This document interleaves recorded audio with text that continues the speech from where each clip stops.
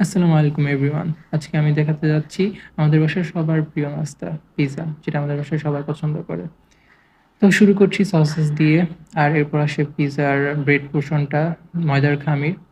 তো পিজ্জার ব্যাপার যদি বলি, আমাদের বাসায় একটা ৭ জনই আছে। ভাত খাওয়ার বেলায় সে নাই, but when it comes to fast food তার অনেক বেশি লাগবে। বাট তাকে বললে কোনো লাভ নাই। আমার নিজের বেলায় আমার আরও বেশি লাগে।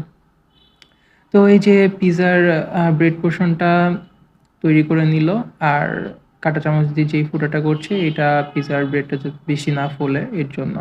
আর এরপর দেওয়া হবে হোয়াইট সস, আর তার উপর থাকবে চিজ পিৎজাতে যত বেশি দেওয়া হবে তত বেশি ইয়ামি হবে। আর তার উপর দেওয়া থাকবে chicken masala, and for the finishing touch tomato sauce.